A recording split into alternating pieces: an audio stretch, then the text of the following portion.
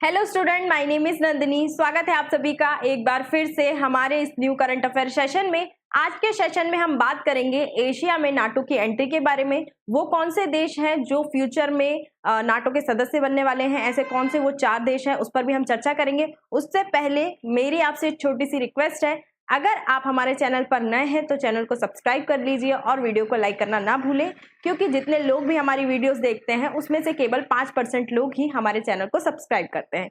तो चलिए स्टार्ट करते हैं।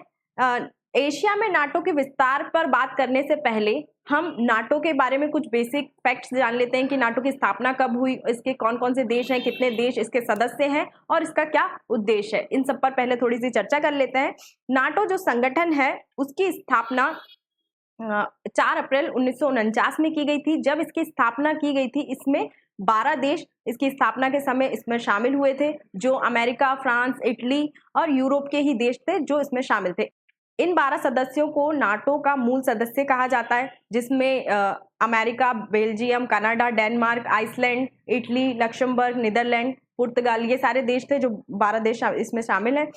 नाटो के प्राइमरी उद्देश्य के बारे में बात करें तो इसका प्राइमरी उद्देश्य था यूएसएसआर के विस्तार को यूरोप तक जाने से रोकना, और अगर जो सदस्य देश हैं नाटो के उसमें से किसी एक पर भी हमला होता है तो जो बाकी सदस्य देश हैं नाटो के वो उसकी हेल्प करेंगे। और कभी इमरजेंसी की स्थिति आती है, क्योंकि नाटो की अपनी कोई सेना नहीं है, लेकिन अगर कोई इमरजेंसी की स्थिति आती है तो सभी नाटो देशों की जितनी भी सदस्य मतलब सेना है वो एकत्रित होकर एक संयुक्त सेना बनाकर कार्रवाई कर सकती है। ठीक है। वर्तमान में नाटो में 32 राज्य शामिल हैं, 32 देश शामिल हैं। अगर हम मैप में देखें तो जो डार्क ब्राउन जो कलर है वो डिनोट करता है इसके फाउंडर देशों को, जब इसकी स्थापना हुई थी तब इसमें शामिल थे, है ना। और अगर हम उनकी बात करें कि कौन कौन से देश इसमें शामिल होने की इच्छा रखते हैं तो उसको येलो कलर से इस मैप में दर्शाया गया है ना, जिसमें यूक्रेन बहुत ज्यादा चर्चा में है और अभी जो रूस और यूक्रेन वॉर चल रहा है उसका कहीं ना कहीं रीजन नाटो में शामिल होने की इच्छा रखना भी है ना। बाकी जो कलर हैं वो डिनोट करते हैं कि 1950 से 1924 के बीच में कौन कौन से देश नाटो में शामिल हुए थे। ठीक है। अब हम बात करते हैं नाटो के एशिया विस्तार के बारे में।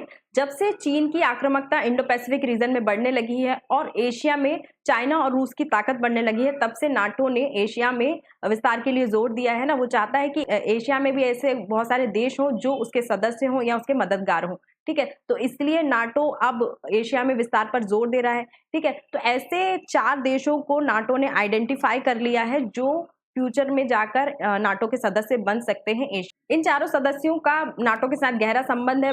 इनके जो रिश्ते हैं नाटो के साथ पहले से ही बहुत ज्यादा मजबूत है। और अभी जो रिसेंटली समिट हुआ था नाटो का अमेरिका की राजधानी वॉशिंगटन डीसी में, वहां पर भी इन चारों देशों को इन्वाइट किया था।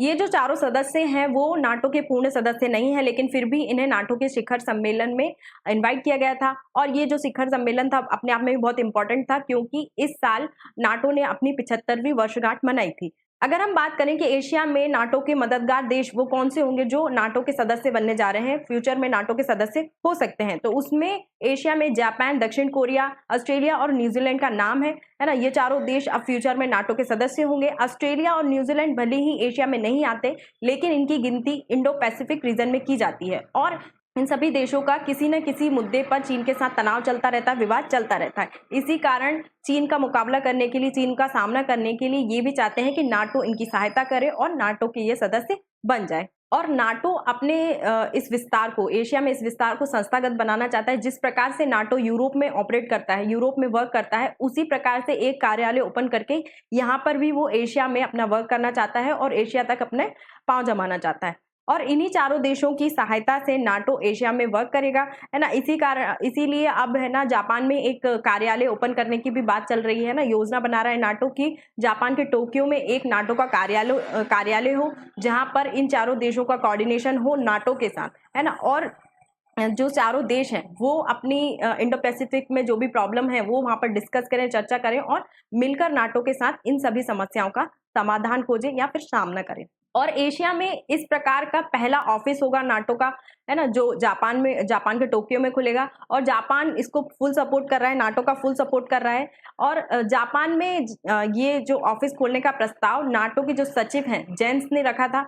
2024 जनवरी 2024 में ही ये प्रस्ताव जापान के सामने नाटो के महासचिव ने रख दिया था। और नाटो के जो सदस्य देश हैं उसकी भी इसको मंजूरी मिल गई है कि एशिया में इस प्रकार का कार्यालय खुले, है ना। जो नाटो है उसने एक प्रस्ताव पारित करके सभी जो 32 देश हैं उनकी मंजूरी ले ली थी एशिया में इस कार्यालय को ओपन करने के लिए। अगर हम बात करें कि एशिया में ऑफिस खोलकर नाटो क्या करेगा, क्या उद्देश्य है नाटो का यहाँ पर विस्तार करने का या फिर कार्यालय खोलने का, तो जिस प्रकार से चीन आक्रामक हो रहा है इंडो पैसिफिक में और रूस की ताकत बढ़ रही है, तो मेन तो इन दोनों का ही सामना करना चाहता है नाटो और नाटो के देश, है ना। साथ ही जो देश हैं, जो अभी चारों देश हैं जो इसके सदस्य बनने वाले हैं, उनको कहीं ना कहीं चीन और रूस से कहीं ना कहीं खतरा है, क्योंकि चीन और रूस अपनी ताकत दिन प्रतिदिन बढ़ा रहे हैं। इसलिए ये चारों देश नाटो में शामिल होना चाहते हैं। लेकिन चीन और रूस भी कहाँ चुप बैठने वाले हैं। नाटो को जवाब देने के लिए अभी रिसेंटली दोनों ने संयुक्त युद्ध अभ्यास किया है, जिसे जॉइंट सी 2024 नाम दिया था, है ना। और ये जो युद्ध अभ्यास था वो नेवी और एयरफोर्स दोनों के बीच किया गया था, हवा और समुद्र दोनों में किया गया। और चीन और रूस ने कहा कि ये एक नए युग की शुरुआत है और हम आने वाले खतरे से मिलकर निपटने के लिए ये युद्ध अभ्यास कर रहे हैं। वहीं जो नाटो है उसने इस युद्ध अभ्यास की आलोचना की थी कि चीन जो है वो रूस को बढ़ावा दे रहा है यूक्रेन युद्ध के लिए। लेकिन चीन इससे बहुत ज्यादा भड़क गया था और चीन ने कहा कि नाटो चीन और यूक्रेन के बीच टकराव उत्पन्न करने की कोशिश कर रहा है। अगर ऐसे बयान नाटो के साइड से आएंगे तो चीन और यूक्रेन के जो संबंध है वो बिगड़ सकते हैं। ठीक है, तो ये था आज का सेशन। आई होप आपको सेशन पसंद आया होगा, समझ में आया होगा। इससे संबंधित नोट्स पाने के लिए आप हमारे टेलीग्राम ग्रुप या व्हाट्सएप ग्रुप से जुड़ सकते हैं। और अगर आपको ये वीडियो पसंद आई है तो चैनल को सब्सक्राइब करना और वीडियो को लाइक करना ना भूलें। Thank you.